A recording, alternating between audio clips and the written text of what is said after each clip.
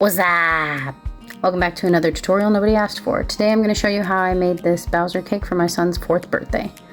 Of course we aren't going to do the back because no one's got time for that, and I don't know how many people actually like eating fondant. Last year I did this similar to Happy Birthday Harry carrot cake, so this year I really wanted to challenge myself making something extra special for Oaks. I found a Mario font generator online, printed off his name, and cut it out to trace my letters. This is my first time ever working with fondant, so I literally have no idea what I'm doing. So I obviously got store-bought fondant from Michael's. I decided to pretend I was working with clay to boost my confidence. Highly recommend. It's basically the same, it's just you can eat this one. Congrats. I cut the O out first to make sure it was actually going to work. Make sure you powder sugar your area so it doesn't stick, and place them on parchment paper as you go. I knew I wouldn't be using much green, so I didn't buy a whole pack. I just mixed a little blue with yellow so you can save some money. Fondant is super forgiving, so don't stress too much. If you mess up on a letter, you can just roll it back into a ball, flatten it out, and recut your letters, so just don't stress.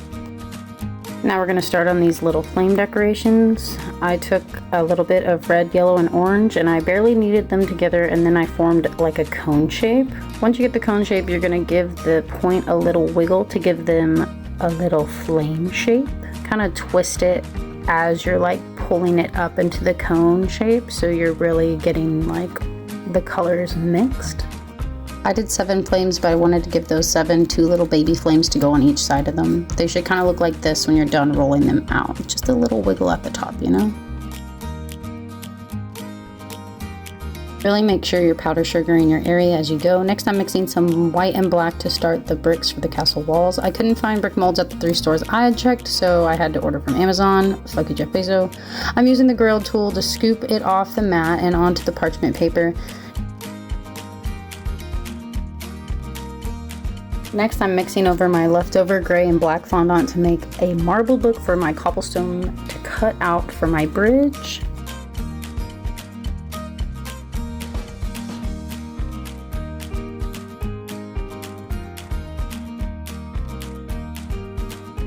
This grill tool is literally so helpful because the edges are sharp and they're like beveled, so you can use it to reshape the edges when you really need to. Next, I'm going to make the flamed castle door using black fondant. I used the cake pans to measure about where I wanted the door and about how tall I wanted it. I used the circle on the mat to cut the top arch of the door as well. Again, back at it with the red, orange, and yellow. I'm just kneading it a little and then rolling it out. I originally tried to use a mold for the flames, but it just didn't want to work for me, so I ended up cutting out the flames like free-handed. You know, just a little wiggle, some arches, just to make it happen. Then you're going to start the bars of the door. I rolled out gray fondant into a long rope, doing the horizontal first and then the vertical ones. This part took a lot of patience that I do not have. They were kind of rolling and moving into each other, and I was scared to spritz the water, but I definitely recommend doing it on the bars as you go so you save time from having to like wiggle them back into place and everything. Also, spritzing the water acts like a glue to it, so just save yourself the headache. Spritz the water, don't be afraid. It's gonna turn out how it turns out. Save yourself the headache. Next, I did the frame of the door. I rolled out the fondant slightly thicker than I did the bars and did the full arch, cut off the excess, and then I did another piece for the bottom portion. And then I took the needlepoint edge of this tool to make what I consider like a bolt looking detail on the door frame. Going back to our letters because they should be a little more dried to work with. Starting by rolling out the black fondant, I wanted to give the letters like a little border. I just roughly cut out slightly thicker of the letters that I traced earlier, making sure that they cut the same angles to keep it like nice and crisp. And you want to just spritz a little bit of water between those to seal them together. Next, I'm going to show you how to make the molten lava for the cake board. I rip up tiny pieces of red and then larger bits of yellow and orange and then mush those chunks together while forming a disc shape. Now I'm flattening down the disc with a small twisting motion in my palm to give it that lava flowing design. Then I cut the cobblestone to fit the board. Like I said, I've never done anything like this, so I just wanted to practice the glaze a little bit ahead of time. I just foiled the cake pan to make it easier for the cleanup.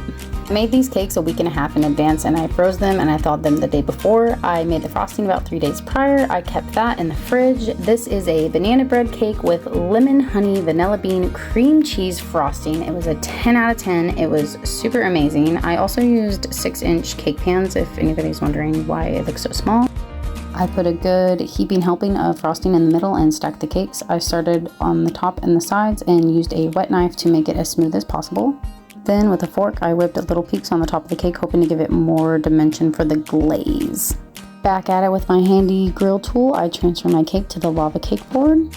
Now back to our castle decorations. The frosting acts like a glue, as if you're building like a gingerbread house. So place the flame door in front of your cobblestone bridge.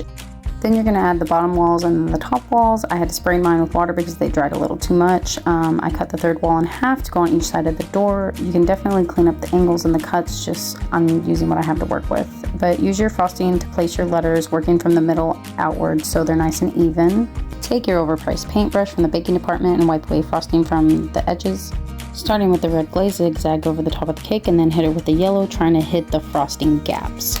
Take your paintbrush and swirl gently the two colors together, drizzling a little down the front for effect. Then I took my flames with their little baby flames and placed them evenly in the glaze. I got this number 4 candle and BOWSER Christmas ornament from Amazon too. Still, fuck you, Jeff Bezos. Even though the back is not done, your child will not care and will be even willing to take a bite before it's even cut. Thanks for watching. I hope this encourages anyone to try, even when they are like me with no experience but all the crafting confidence of your forefathers. I can't wait to make more. I love the way this cake turned out. Not to toot my own horn, but